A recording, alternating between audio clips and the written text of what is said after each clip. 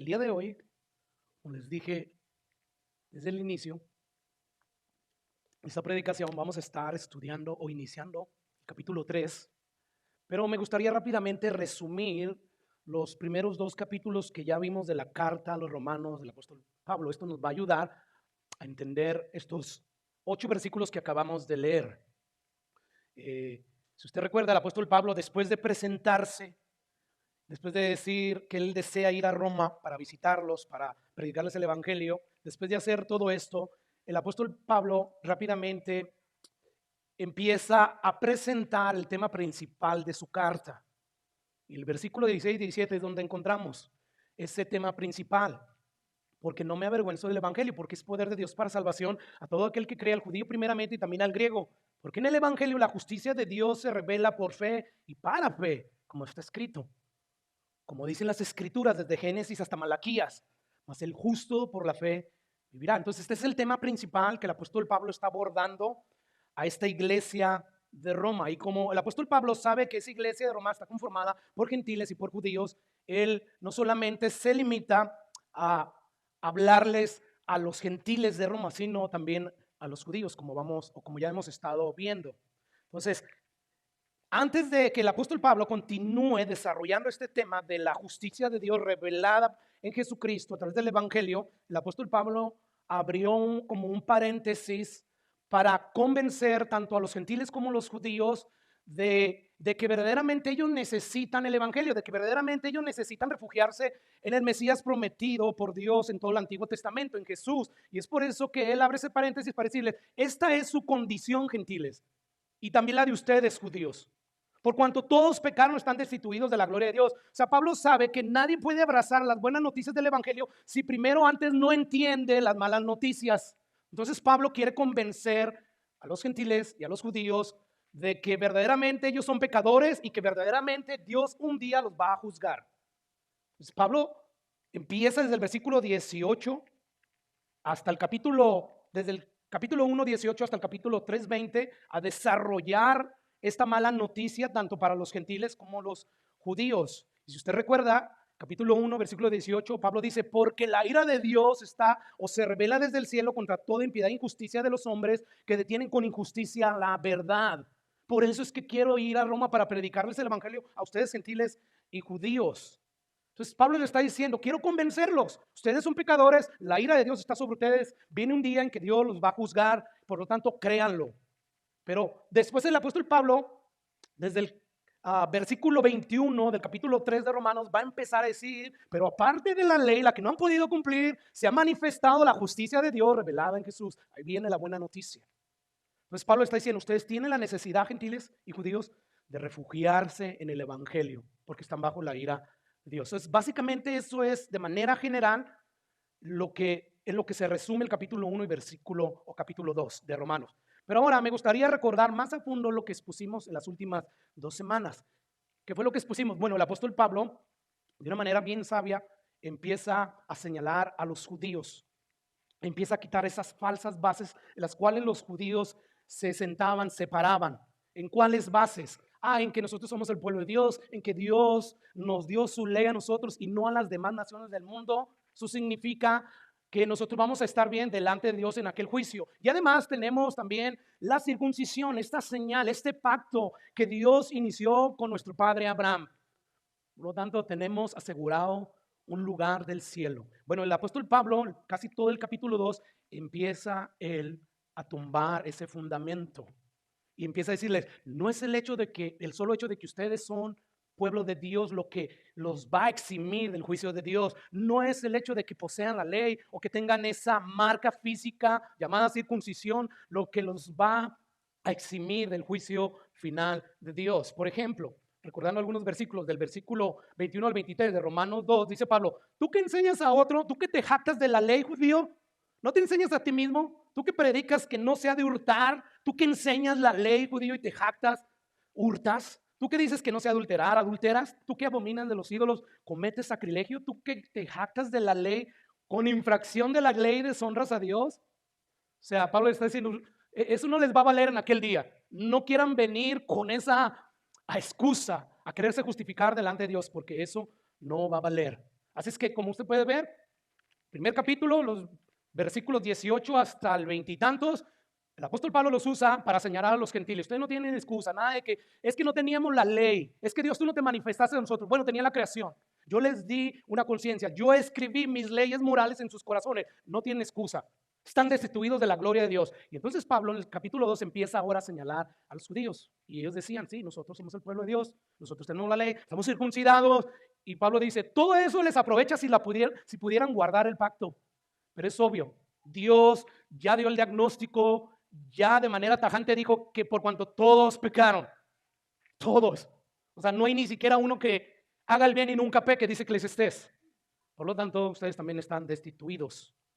Así es que, a menos de que ustedes se refugien en la solución que Dios ha provisto para cada pecador, que es la persona de Jesús, su muerte expiatoria, ustedes van a terminar en el infierno. ¿Sabe usted que los judíos odiaban a Pablo precisamente porque les predicaba el evangelio? O sea, eso a ellos no les gustaba, ¿qué te pasa? Y se lo dijeron, esa fue la misma pelea que tuvieron los judíos con Jesús, cuando Jesús les decía, vale más que se arrepientan, nosotros tenemos un padre, ¿qué te pasa? No somos esclavos del pecado. Bueno, lo mismo pasaba con el apóstol Pablo y con los demás discípulos. Pablo les decía, pues no es judío el que lo es exteriormente, ni es la circuncisión la que se hace exteriormente la carne, sino que es judío el que lo es en lo interior, y la circuncisión es la del corazón en espíritu, no en letra, la alabanza de la cual no vienen los hombres, sino de Dios. Así es que Pablo ya se encargó de mostrarle al judío que se creía que estaba seguro en ese día final del juicio de Dios, porque tenía todas estas cosas. Le dice, no va a ser así. No es porque seas tú descendiente de Abraham, no es porque seas conocedor de la ley, no es eso. Más bien es si te refugias en mí. Más adelante en Romanos capítulo 3 versículo 21, como les decía al principio, Pablo va a cerrar este paréntesis y va a decir, pero ahora parte de la ley, o sea, la ley te condena, dice tú eres pecador, pero aparte de la ley se ha manifestado la justicia de Dios testificada por la ley. Miren lo que hacía la ley. Cada vez que tú leas el Antiguo Testamento y los libros del Antiguo Testamento de los profetas, escucha el propósito por el cual están ahí. Dice ahí Pablo, aparte de la ley se ha manifestado que la justicia de Dios en Cristo Jesús, en el Mesías, testificada por la ley y por los profetas. Versículo 22, la justicia de Dios por medio de la fe en Jesucristo, para todos los que creen en Él, porque no hay diferencia. No hay diferencia, para Dios no hace excepción de personas. O sea, eres judío, yo sé, pero tú también. Si no te refugias en el sacrificio de Jesús, terminarás en el infierno como todos aquellos gentiles que no se refugien en Jesús. Ahora, yo quiero que veamos rápidamente unos pasajes donde nos muestran que ciertamente el pueblo de Dios, pueblo israelita, odiaba al apóstol Pablo. ¿Por qué? Porque ya vimos, o sea, no nos estés comparando con los gentiles, nosotros somos el pueblo escogido de Dios. Entonces eso no puede ser así. Pero por ejemplo, en Hechos capítulo 21-28, Pablo regresa ya de su tercer viaje misionero, o sea que ya han pasado más de 18 o 20 años. Y llega él a Jerusalén, al templo, y va a cumplir un voto y escucha lo que sucede ahí. Ok, creo que puse la diapositiva equivocada. Rápidamente. Vamos, ahora sí. Ahora sí. Dice, dando voces, varones israelitas, ayudad. O sea, alguien se percata que ya llegó el apóstol Pablo después de años de pasar por el templo y predicar en las sinagogas. Y alguien se da cuenta y empiezan a hacer un alboroto y dice, varones israelitas, ayudad. Este es el hombre que por todas partes enseña a todos contra el pueblo de Dios. ¿Qué era eso? ¿Qué hay detrás de eso? De que él enseña contra todos nosotros judíos. ¿Qué era? Pues era de que, hey judíos, arrepiéntanse, porque la ira de Dios está sobre ustedes. No les va a valer el que ustedes estén circuncidados, que sean poseedores de la ley. No, eso no les va a valer. Entonces él dice, él habla en mal, en contra de todo el pueblo de Israel. ¿Y también de qué? Enseña en contra de la ley. Enseña, o sea, la ley dice, haz estas cosas y vivirás. Haz estas cosas y entonces yo te bendeciré. Pero la ley estaba ahí para hacerle ver a la humanidad que nadie la puede cumplir. Entonces Pablo está diciendo, no, es que nadie puede guardar la ley. Solamente si te refugias en Jesús, en el Mesías, prometido precisamente por la ley, porque eso era lo que testificaba la ley y los profetas. Entonces decían, este es el que habla contra el pueblo, este es el que habla contra la ley y contra este lugar. ¿Cuál lugar? El templo, está en el templo. Pablo está diciendo, no, ya no es este el templo, ya nosotros somos el templo. Entonces los judíos constantemente estaban acechando al apóstol Pablo para matarlo, para terminar ya sus enseñanzas. Y la razón principal era porque Pablo les decía lo que Dios les decía que dijera. Ustedes judíos están en la misma situación caída que los gentiles y necesitan salvación en Jesús. Y eso enfurecía a los judíos. Ahora sí, con eso en mente, vamos a estudiar estos versículos. Y lo primero que encontramos en este capítulo 3, en estos 8 versículos, son objeciones que levantan los judíos. ¿En torno a qué? A la salvación. O sea, el apóstol Pablo, como ahorita les voy a proyectar unos pasajes, tenía más de 20 años predicando el evangelio y era constantemente su predicación del evangelio. Él no descansaba. Llega un momento en que los judíos se oponen tanto al evangelio y Pablo dice, yo ya me voy a ir a los gentiles, a eso me llamó el Señor. Pero esto no significaba que el apóstol Pablo ya no les hablaba a ellos. O sea, no, su enfoque eran los gentiles, pero cuando había una oportunidad entraba a las sinagogas y predicaba el evangelio. Así es que el apóstol Pablo, ya para esta altura en que escribe la carta, 20 años después, él ya encontró un montón de objeciones de parte de los judíos cuando les predicaba el evangelio. Y él en su carta, como sabe que va a haber un pueblo judío en Roma, ya está anticipando las objeciones, o sea, las cuestiones que se levantaban después de que se predicaba el evangelio. Y esto es lo que tú y yo encontramos en los primeros versículos del capítulo 3. Pero yo quiero rápidamente que veamos 2 pasajes que nos hablan de que el apóstol Pablo estaba acostumbrado a argumentar con los judíos. Escucha lo que dice Hechos 17, versículo 2. Y Pablo, como acostumbraba, era su buena costumbre, ¿ve?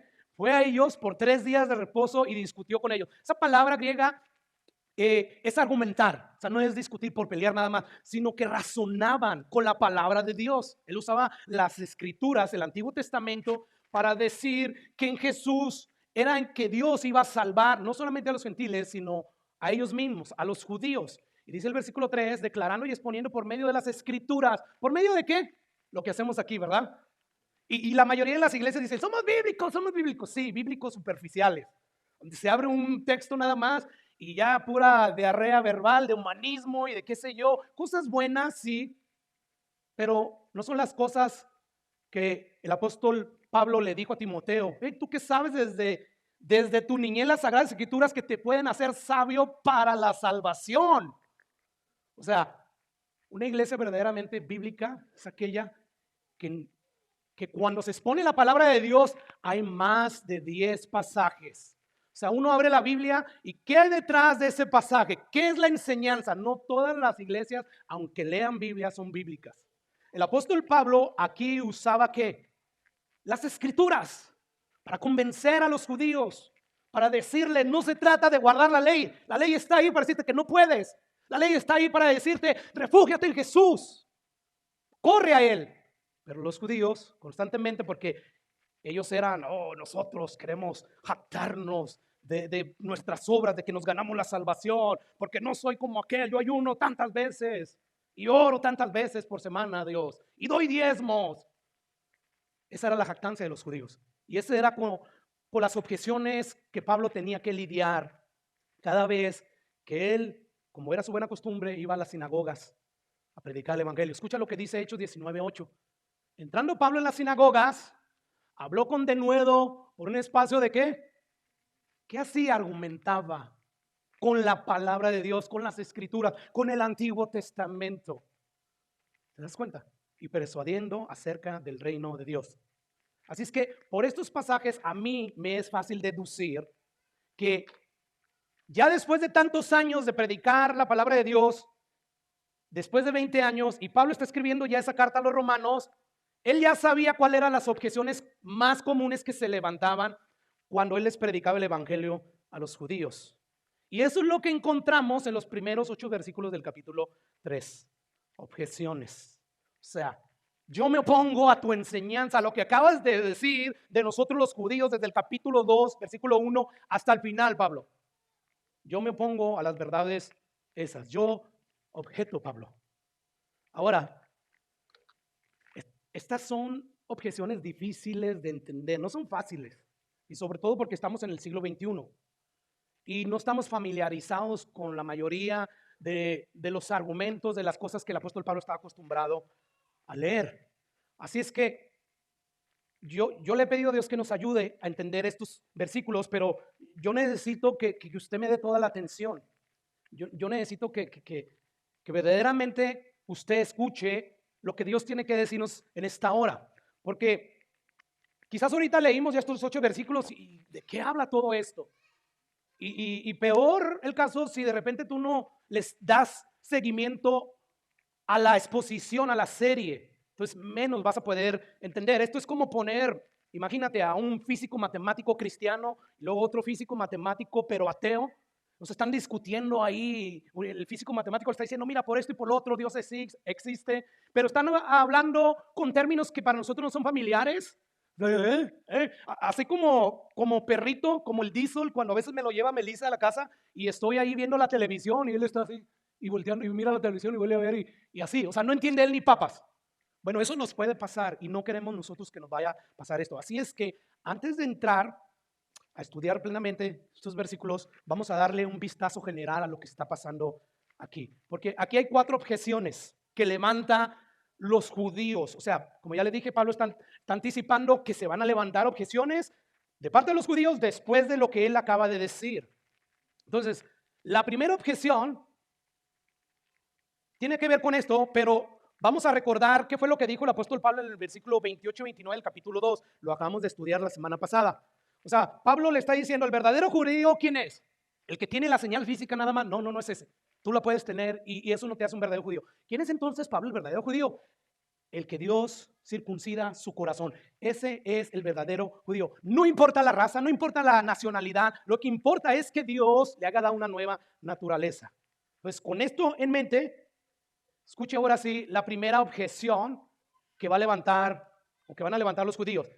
Entonces, Pablo, ¿qué ventaja tiene pues que yo sea judío? ¿De qué aprovecha?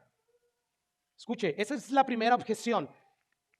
Tú ya me dijiste que yo no soy un verdadero judío porque eso no es lo que importa, sino que Dios verdaderamente circuncide tu corazón. Entonces, Pablo, ¿qué ventaja tiene pues el judío, ser descendiente de Abraham? ¿De qué aprovecha la circuncisión? O sea, tú dices que el judío está en la misma posición que el gentil, o sea, bajo la ira de Dios. ¿Qué provecho tiene ser judío, pues, Pablo? ¿Cuál es el beneficio de la circuncisión? ¿Estás queriendo decir que el pacto que Dios hizo con Abraham no sirvió para nada? ¿Estás diciendo que esa señal, ese sello que nosotros tenemos no sirve para nada, Pablo? ¿Estás diciendo que no es un gran privilegio que ser judío? ¿No es un gran privilegio haber sido el primer pueblo de todas las naciones, el cual Dios le dio la revelación a través del Antiguo Testamento de lo que Él es? ¿De dónde vienen todas las cosas? Eso es lo que tú estás diciendo, que no es un privilegio tener la palabra de Dios. ¿Estás diciendo que el templo de nada sirve? Esa es la primera objeción. ¿Ok? O sea, no sirve de nada ser judío. Segunda objeción. Podríamos ponerla así. Pablo, tú estás enseñando que las promesas de Dios dependen de la fidelidad de su pueblo. Escuchen lo que dice el versículo 3. Estamos viendo ahorita nada más las objeciones. Más adelante vamos a ver las respuestas que Pablo le da a estas objeciones. Pues, ¿qué si alguno de ellos han sido incrédulos, Pablo? Infieles. ¿Acaso su incredulidad o su infidelidad habrá hecho nula la fidelidad de Dios? O sea, tú estás queriendo decir que las promesas que Dios hizo en el Antiguo Testamento, Pablo, estaban sujetas a la fidelidad del pueblo. Eso es lo que tú estás diciendo. ¿Dónde queda entonces la fidelidad de Dios? ¿Qué fue lo que Dios les prometió a los judíos? Abraham. Una de las primeras cosas que Dios le prometió la encontramos en Génesis 12:13. Bendeciré a los que te bendijeren y a los que te maldijeren, maldeciré. ¿Y qué? Y serán benditas en ti todas las familias de la tierra. Ok, Pablo, tú estás diciendo que todas estas promesas dependían de que si nosotros fuéramos fieles o infieles. ¿Eso es lo que estás diciendo? Que nuestra infidelidad, nuestro mal obrar puede frustrar la voluntad de Dios, puede anular las cosas que Dios dijo que iba a hacer. ¿Es esto lo que tú estás enseñando, Pablo? Que nosotros los seres humanos somos capaces de frustrar las promesas de Dios por causa de nuestra infidelidad. ¿De verdad? ¿Eso es lo que tú estás enseñando? Este es el segundo argumento. Más adelante el apóstol Pablo, lo que es el capítulo 9, el versículo 11, él profundiza este tema. Pero ese no es el tema de hoy. Dice, ahora la tercera objeción. Ya vimos la primera, la segunda, aquí viene la tercera. Y esto está en el versículo 5. Y si nuestra injusticia hace resaltar la justicia de Dios, hace resaltar las cualidades del carácter de Dios como su bondad, su amor, su misericordia, o sea, nuestro pecado, ¿qué diremos? ¿Será injusto Dios que da castigo? ¿Es injusto Dios? Hablo como hombre. O sea, tú estás diciendo que nuestro pecado es como el fondo negro que hace resaltar el brillo de Dios, porque por cuanto abundó el pecado, nos estás diciendo, Pablo, sobreabundó la gracia.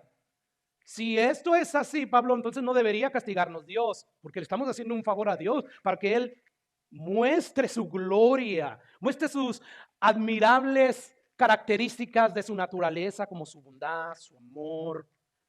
Más bien Dios debería darnos las gracias, Pablo, porque gracias a nuestra injusticia, a nuestro pecado, Dios pudo manifestar su amor hacia los hombres. Y bueno, la última objeción, similar a esta, versículo 7 al 8. Pero si por mi mentira, se está conectada con la que acabamos de ver, pero si por mi mentira la verdad de Dios abundó para su gloria, o sea, por mi pecado, la verdad de Dios de que Él es bueno, es bondadoso, salva, abundó para su gloria, porque aún soy juzgado como pecador. Y Pablo añade, ¿y por qué no decir como se nos calumnia? Lo calumniaban a Pablo. Cuando enseñaba de la gracia, decía, no, o sea, tú estás diciendo que entonces ya te salva Dios y ya no hay que cumplir la ley. Se nos calumnia que nosotros enseñamos eso. Y dice Pablo, como afirman otros, hagamos males para que vengan bienes. Yo era uno de esos que decía, ¿eso es lo que están diciendo aquellos que predican de la gracia? O sea, que entonces licencia para pecar. Y no, o sea, Pablo dice, se nos acusa de eso, se nos afirma que nosotros enseñamos eso, pero los que piensan así, dice, su condenación ya es justa. O sea, no saben lo que están diciendo estos. Para empezar, no puedes tú argumentar eso cuando se predica que el evangelio es por gracia y nada más por gracia y no tienes que hacer nada más que creer en él. No tienes que guardar la ley porque ya que por la ley nadie será salvo por guardar la ley. Entonces, esto está diciendo, entonces yo ya puedo convertirme en cristiano y después pues irme a hacer lo que se me da la gana. Pablo dice, no, para eso Dios les dio el Espíritu Santo. Precisamente para quitarles esa naturaleza caída. Hoy ustedes anhelan hacer las cosas de Dios. Ese es uno de los argumentos del catolicismo romano, al cristianismo, al protestantismo. ¿Qué es? O sea, ustedes dicen que la salvación es por gracia y que no es por obras, entonces yo me convierto en cristiano y me voy a hacer lo que se me pega la gana. Y Pablo dice, de eso se nos calumnia, que nosotros estamos enseñando eso, pero nosotros no estamos enseñando eso, es solo una calumnia. Pero Pablo, sí, Dios es glorificado al mostrarnos misericordia, porque somos pecadores, entonces debemos de llegar a la conclusión de que mientras más grande sea mi pecado, más grande la misericordia y por consiguiente, eso significa que Dios va a poder desplegar su gloria, su carácter mejor. Por eso es que dice, hagamos males para que vengan bienes. Y Pablo dice, no, eso no es así. No es lo que yo estoy diciendo. Eso es lo que ustedes dicen, pero nosotros no estamos diciendo esto. Bueno, ahora sí, este es el panorama general. Estas son las 4 objeciones y que yo espero que ahora entiendas mejor para cuando veamos las respuestas del apóstol Pablo a ella. Pero antes de ver las respuestas que Pablo le da a estas objeciones, estas preguntas, yo quiero rápidamente, hermanos, usar unos minutos para ver que hay una característica que resalta detrás de estas objeciones. Es algo que podemos pasar por alto y no verlo, pero ahí está. ¿Y cuál es esta característica de estas personas que levantan este tipo de objeciones, de cuestionamientos?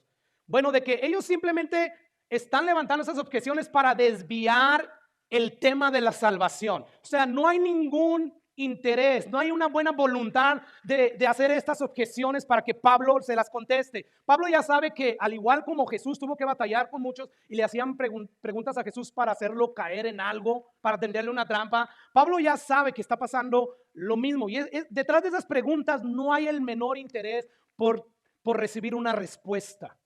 O sea, son preguntas que están desviando el tema, que no tienen nada que ver con lo importante.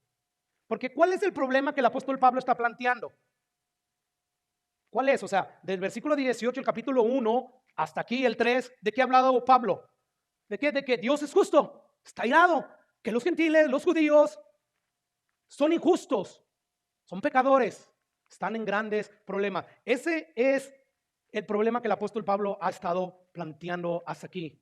Todos han pecado y todos un día van a compadecer ante el tribunal de Dios. Y eso es importante, porque ese problema nos compete a todos los que estamos aquí, a todo ser humano. Todos un día vamos a compadecer ante ese Dios, ante su tribunal. Escucha lo que dice Hebreos capítulo 4:13. Y no hay cosa creada que no sea manifiesta en su presencia. Antes bien, todas las cosas están desnudas y abiertas a los ojos de aquel a quien tenemos que dar cuentas. O sea, este problema nos compete a todos. Pablo está diciendo, por eso debemos de predicar el evangelio, porque todo el mundo es pecador y está en gran problemas porque viene un día. Dios ha establecido un día. ¿Para qué? Para juzgarnos. Pero los judíos, como los incrédulos, cuando tú les predicas el evangelio, llega un momento en que empiezan a desviar intencionalmente la atención de lo que verdaderamente importa. ¿Recuerdan la mujer samaritana? Jesús llega ahí y les dice, me es necesario pasar por Samaria. Jesús sabía que tenía un encuentro con esa mujer para predicarles el evangelio. Y ya cuando Jesús le está diciendo cosas, le está señalando con la ley, ¿verdad? Llega un momento en que la mujer le dice, me parece que tú eres profeta. ¿Dónde es que se debe de adorar? ¿Aquí o allá? Hoy en día sería algo equivalente a, ¿cuál es la religión verdadera? O sea, tú llegas y le predicas el evangelio, y el evangelio bíblico, recuerden, no el de ahora, el que Dios tiene un plan maravilloso para ti, Dios te ama. No olvides de ese tipo de evangelismo moderno, el bíblico, el que Dios está airado contigo. Eres un pecador, déjate muestro la ley. Bueno, cuando tú empiezas a predicar el evangelio bíblico, las personas rápidamente ellos empiezan a desviar el tema. Algo así está pasando aquí con los judíos. O sea, ¿estás diciendo que no somos pues nosotros, de nada sirve ser judío? Cosas como esas, o sea, no vienen al caso, no tienen relevancia en lo que Pablo está tratando. Y ahora, que nadie me vaya a entender, yo no estoy diciendo, malentender, yo no estoy diciendo que estos asuntos, estas preguntas, estas objeciones que acabamos de leer no tienen importancia. Sí la tienen, pero a la luz de la salvación de las almas de los judíos y nuestras almas, esas cosas son secundarias. Esas cosas no son primarias, por lo tanto, se dejan a un lado. Yo no sé si usted ha tenido la experiencia de estarle predicando el evangelio a alguien y usted empieza a dárselo y de repente empiezan a hacer preguntas tontas, preguntas que no vienen al caso. ¿Y qué de los dinosaurios? ¿Y qué de la vida extraterrestre?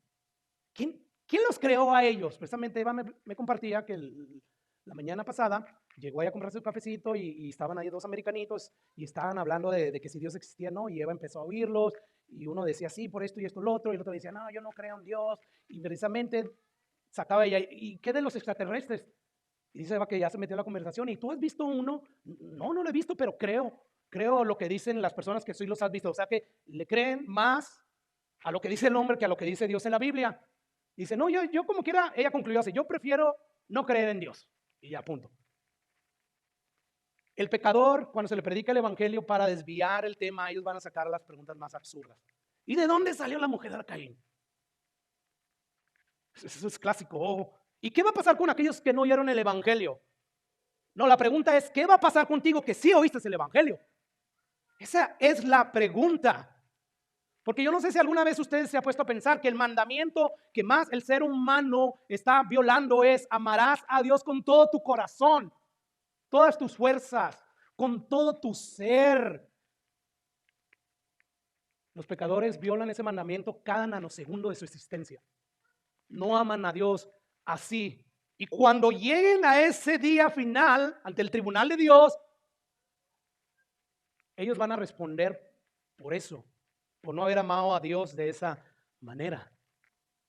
Y la pregunta es, o sea, ¿qué tan grave es el pecado para Dios que tuvo que haber mandado a la persona más majestuosa, a la persona más inocente, sin mancha, a venir a morir por nuestros pecados?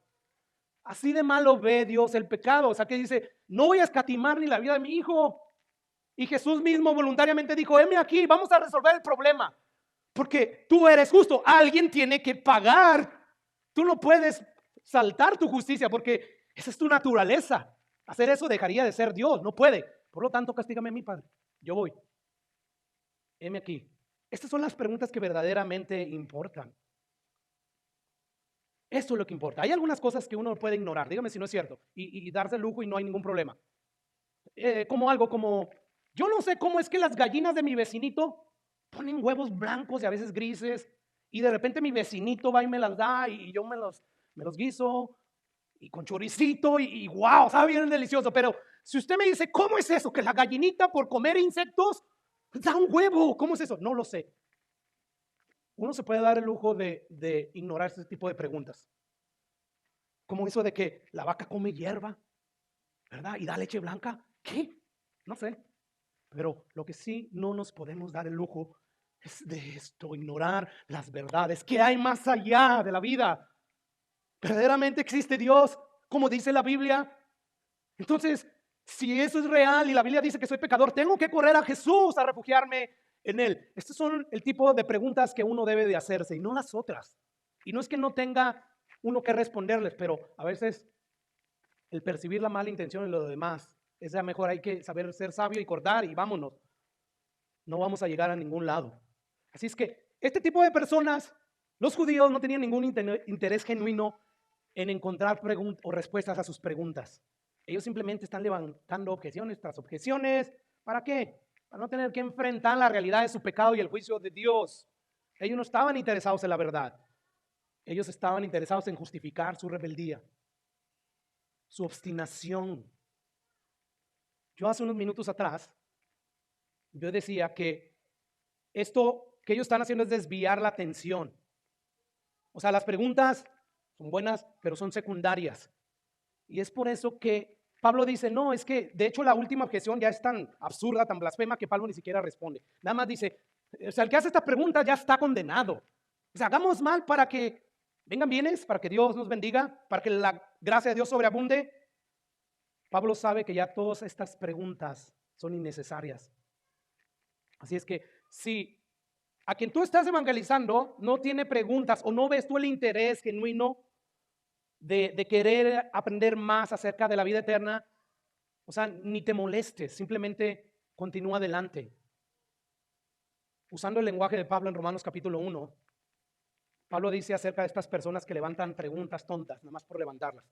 Dice, prefieren detener con injusticia la verdad de Dios antes de reconocer que están en un problema ante Dios, antes de querer venir humillados ante Dios y poder pedir perdón y refugiarse en la persona de Jesús. Va a haber siempre personas que a veces simplemente van a querer hacer preguntas nomás por hacerlas. Y nosotros no podemos contestarles esas preguntas. O sea, Pablo, primero respóndeme estas preguntas si quieres que te ponga atención en esto de la salvación. No, no es así. Yo no sé si a usted le ha pasado, pero si no predica o no tiene la buena costumbre de predicar el evangelio, no se va a enterar de esto, pero hay muchas personas que quieren que les contestemos sus inquietudes, sus cuestionamientos que tienen de muchas cosas. Y nosotros, Dios no nos ha mandado a hacer eso. Nosotros tenemos que defender la fe, sí, pero nos ha mandado Dios a predicar el evangelio. Esta es la tarea principal de todos nosotros. Así es que hay personas que si no me dices primero de dónde salieron los dinosaurios y los extraterrestres, que dice mi vecina que se le apareció, yo no quiero escuchar el evangelio. O sea, imagínense a un paciente que le diagnostican una enfermedad que lo puede llevar a la muerte y le diga al doctor, doctor, hasta que usted no me diga qué tiene esa medicina, de qué se compone, qué químicos tiene, cuáles son sus propiedades y cómo esas propiedades van a venir, van a afectar mi organismo, hasta que usted no me explique todo eso, yo no me la voy a tomar. Hay mucha gente que está así, no te lo dicen directamente, pero es así. No tienen el interés que deberían de tener por las cuestiones que tienen que ver con su alma, con el destino de su alma. Yo creo que la mayoría de nosotros actuamos así, o sea, no preguntamos. Nosotros compramos un celular y aunque nosotros ignoramos cómo es que funcionan todos esos transitores, todas esas cositas eléctricas, todos esos cables, no sabemos ni papa de cómo eso funciona, pero nosotros sí vemos ahí un procesador visual de palabras y de no solamente un procesador visual, sino un procesador de palabras que podemos oír. Lo usamos simplemente. Pero a la hora de que alguien nos predica el evangelio, entonces si yo tengo preguntas, ¿de dónde salió la mujer de Caín? ¿De verdad Y ahí estamos y nos desgastamos, ¿verdad? Yo creo que primero siempre tenemos que predicar el evangelio. No, aquí lo que importa es qué va a pasar después de ti, después de que muera, porque Dios dice que está establecido para el hombre que viva y después muera, y luego ¿qué? El juicio. Es ahí, no permitir que nos desvíen al tema de lo que verdaderamente nosotros estamos haciendo. Tenemos nosotros que predicarles el evangelio, aunque muchos nos demanden primero que le resolvamos los grandes misterios de la humanidad. No, lo único que tienes que entender es que eres un pecador y que Dios está irado. Por lo tanto, ven humillado delante de Dios y Él te puede perdonar tus pecados. Yo creo que esto es simple de entender, ¿verdad que sí? No hay nada de complicado. Escucha lo que dice Romanos 11:23, porque este pasaje nos va a decir que hay ciertas preguntas que nadie puede contestar. Nadie. Ni tú que crees que te las sabes todo. No, no, no, no. Y no las puedes contestar porque tienen que ver con los misterios insondables de Dios. Esos misterios que están nada más en la mente de Dios. Escucha lo que dice Romanos 11:33. Oh, profundidades de las riquezas de Dios. Wow. Oh, profundidades. O sea, la mente de Dios es tan honda, su sabiduría es tan profunda, su ciencia. Y dice ahí que nadie la puede entender. Cuán insondables son sus juicios e inescrutables sus caminos. Hay preguntas para las cuales nadie tiene respuesta. Ni el apóstol Pablo. Insondables son sus juicios, inescrutables sus caminos, son profundos, porque ¿quién entendió la mente del Señor? ¡Ya! ¿Cómo se ve que olvidamos estos pasajes muchas veces a la hora de pretender arrogantemente que lo sabemos todo? No sabemos nada. ¿Sabe que usted y yo somos más ignorantes de lo que creemos que somos? Ignoramos hasta lo que ignoramos. Somos ignorantes. Ignoramos todo el conocimiento que hay en la física, la astronomía, la medicina. Pero ¿qué pasa si te digo, hey, ignorante? ¿Cómo respondemos? Rápido respondemos, no me diga ignorante. ¿Te fijas? Eres más ignorante de lo que tú crees. Somos ignorantes. ¿Quién entendió la mente del Señor? Nadie. Mejor Aristóteles decía, yo solamente sé que no sé nada. De los grandes pensadores que tuvo Grecia, yo solamente sé que no sé nada. Wow, qué humildad la de él, y ni cristiano era. Pero hay algunos cristianos que no les digan eso. ¿Te das cuenta? Entonces, hay ciertas preguntas que nadie las puede responder. ¿Por qué? Porque tienen que ver con los misterios insondables de la mente de Dios. Punto. ¿Qué es lo que debemos de entender, pues, pastor? Que eres pecador y vas camino al infierno. A menos de que te refugies en la solución que Dios ha provisto, tú vas a terminar en el infierno. Todos merecemos el infierno por causa de nuestros pecados. Qué complicado es esto de entender. Pero queremos meternos en, ¿cómo dicen? Camisa de no sé cuántas varas. 7, ¿verdad? 11. Que era una medida. O sea, no te metes en camisa vamos a decir, de 7 metros. No, no te queda, tranquilo. Ubícate como lo que eres, una criatura finita y mortal, con un conocimiento sumamente limitado. ¿Qué es lo que hace esto? Es la palabra de Dios, así te humilla. Bienaventurados los pobres del espíritu. Bienaventurados ellos, porque yo habito con esos, con los que reconocen que no son nada. Pero aquel que se cree ser algo y no lo es, esos yo los miro de lejos. Entonces, esto de venir a Cristo en arrepentimiento en fe es tan claro en la Biblia, tan claro como el día ahorita. Sale el sol y podemos ver todo, ¿verdad? Lo mismo. ¿Te das cuenta? Pero el hombre, ¿qué es lo que hace hoy en día con levantar preguntas cuando le predicas el evangelio? Es cambiar los papeles. Es yo soy Dios y siéntate Dios en el banquillo porque te voy a levantar unas objeciones. ¿Por qué hay tanta maldad? ¿Por qué hay tanta injusticia? ¿Por qué los niños son violados? ¿Tú crees que al ver todo eso yo voy a creer que tú eres bueno y que existes, Dios? Cuestionando a Dios, poniéndolo en el banquillo, como si Dios estuviera a la altura de ellos, ¿no? Dios no está a la altura de nadie, hermanos. Dios es el creador de ese sol. Ese sol que si tú y yo no nos protegemos de él, nos consume. Ahí vienen los calores, ¿verdad? Y ahí estamos con el aire acondicionadito. Ese es el Dios que creó el sol. No nos queramos poner a la altura de Él. Por lo tanto, Dios no tiene que responderle la pregunta a nadie ni satisfacer sus inquietudes. No, Él es Dios. Si quieres que venga en arrepentimiento a ti, hazme el favor de contestarme estas preguntas. ¿Qué? Las cosas no funcionan así, hermanos. El apóstol Pablo, en el capítulo 9 de Romanos, lo vemos envuelto en un debate similar a este. Y en ese capítulo Pablo habla de la soberanía de Dios y el objetor le pregunta a Pablo, entonces, ¿por qué pues inculpa a Dios? Porque ¿quién ha resistido la voluntad de Dios? O sea, Pablo, pues si eso es Dios, pues entonces ya estamos perdidos.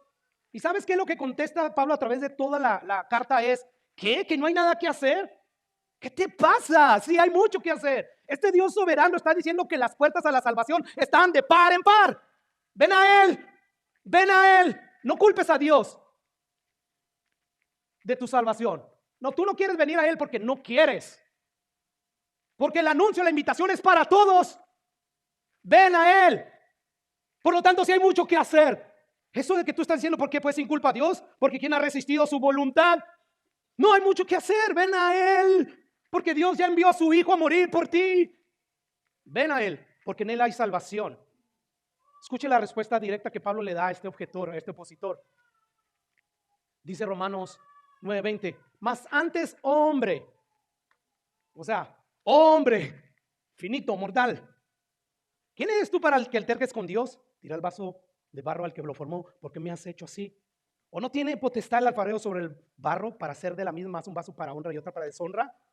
Entonces, en otras palabras, Pablo está diciendo, ven acá, ¿quién te estás creyendo tú que eres? Para altercar, para hacer objeciones contra Dios. O sea, ve el punto ahí, oh hombre, tú eres un hombre.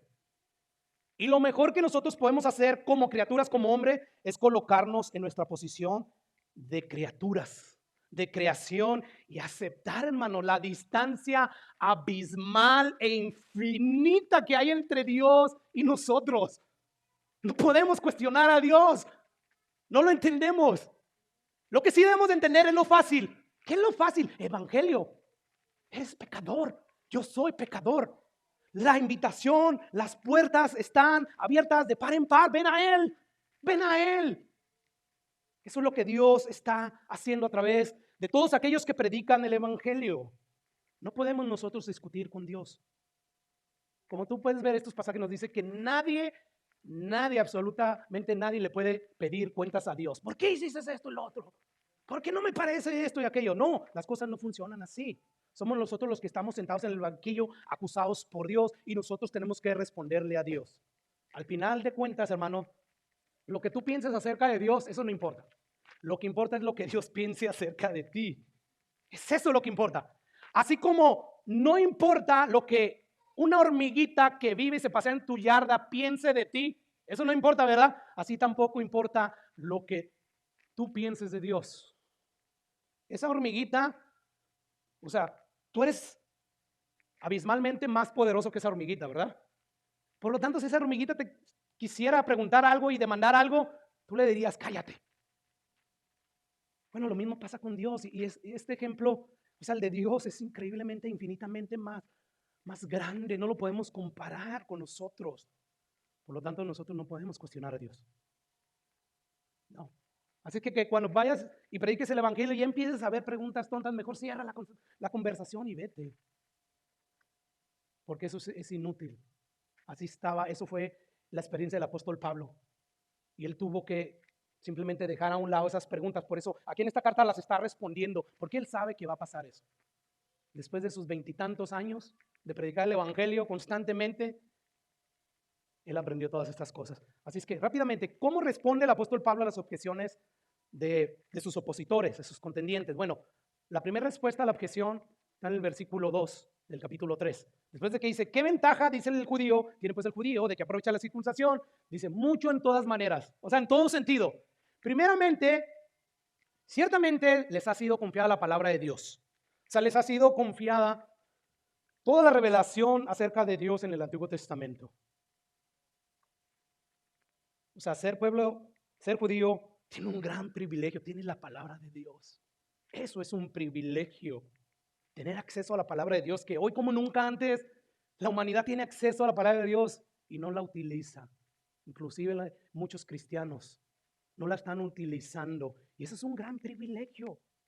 Porque la palabra de Dios, dice el salmista, transforma el alma, alegra el corazón del hombre, hace sabio al sencillo, alumbra el camino.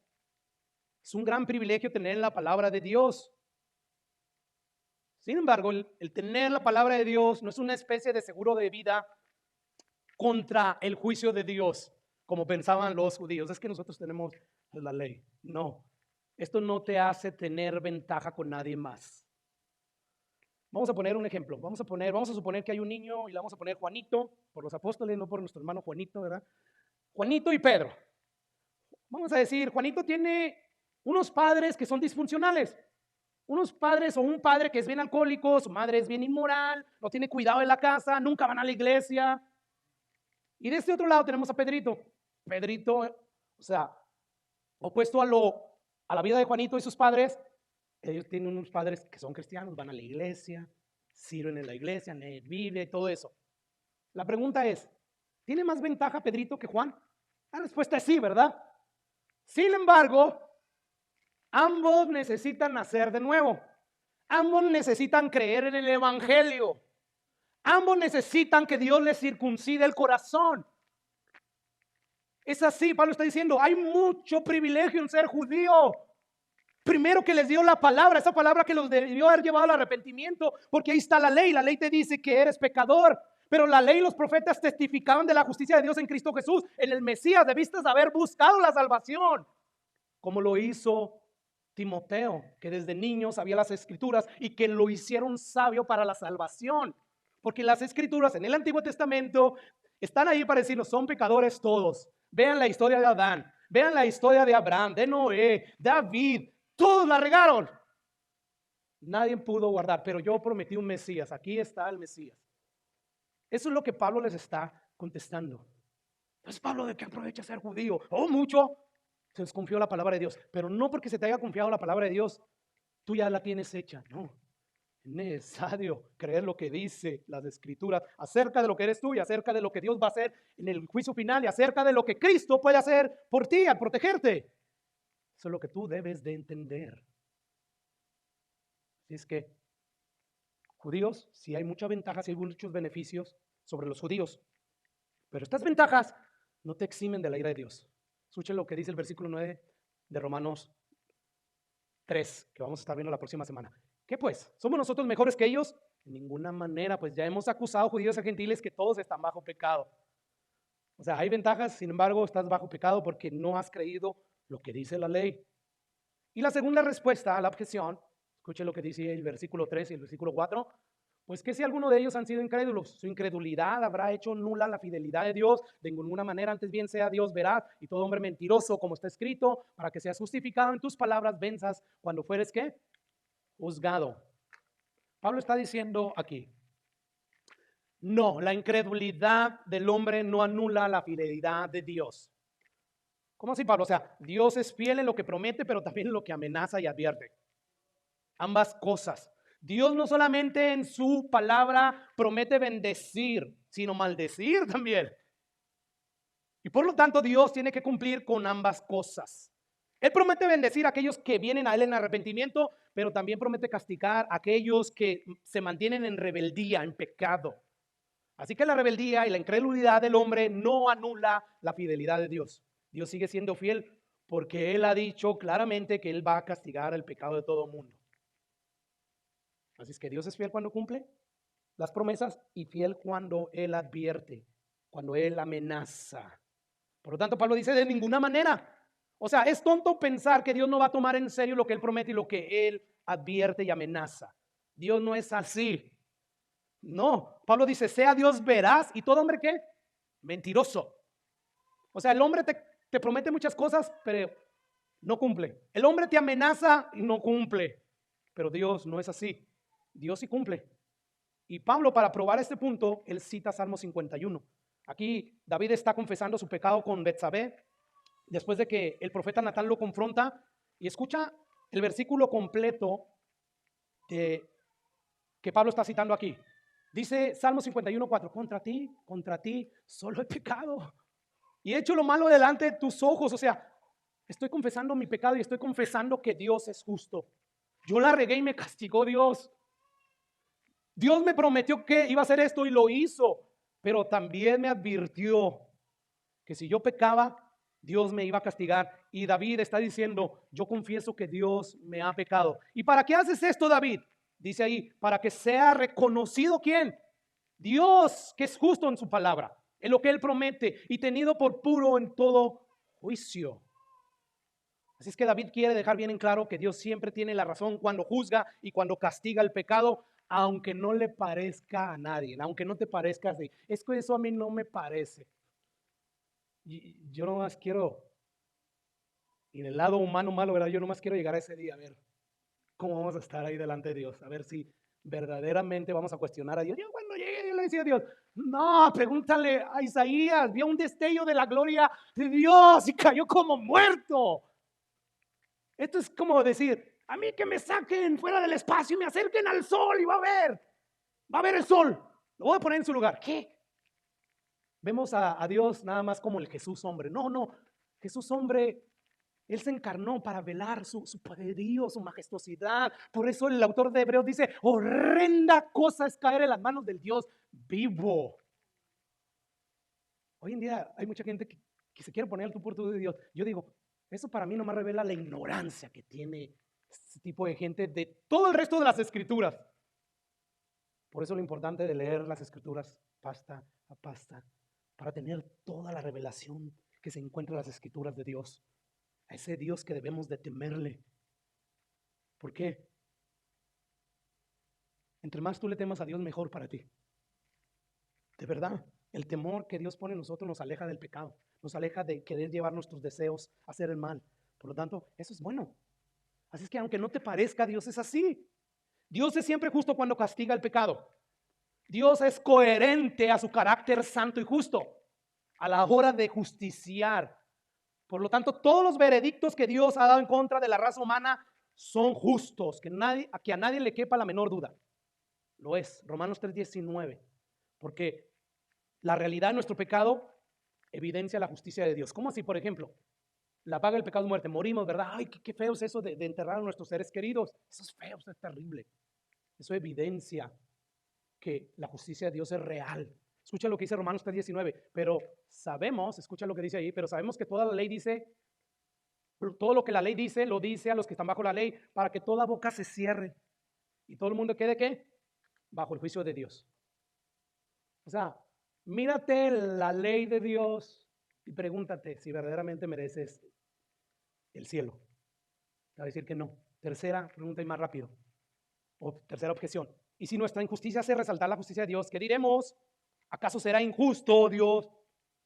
¿Será injusto Dios que da castigo? Hablo como hombre. De ninguna manera, de otro modo, ¿cómo juzgaría Dios al mundo? O sea, recordemos el proceso de argumentación de los judíos que Pablo está aquí debatiendo.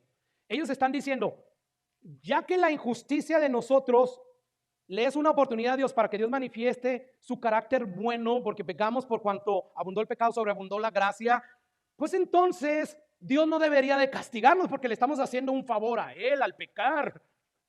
O sea, Dios, te estoy dando la oportunidad de que a través de mi pecado tú manifiestes que salvas, que eres bueno, que eres misericordioso.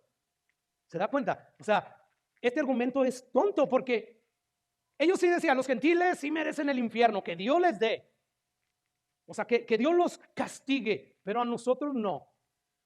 Pero eso se contradice, porque si ellos están diciendo que su pecado le da oportunidad a Dios para que Él se manifieste y se revele en cuanto a su bondad, en cuanto a su amor, bueno, lo mismo debe aplicar para los gentiles.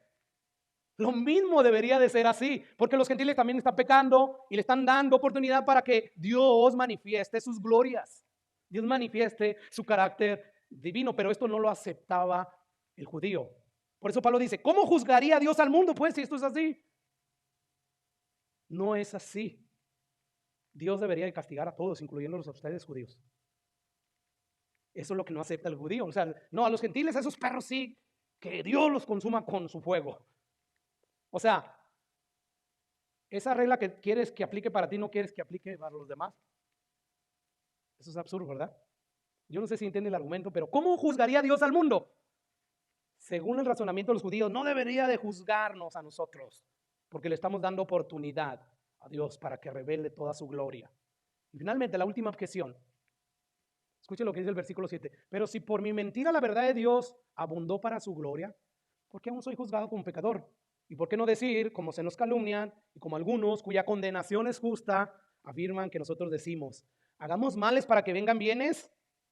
O sea, pequemos para que la gloria de Dios se manifieste en todo su esplendor. Entre más pequemos, mejor.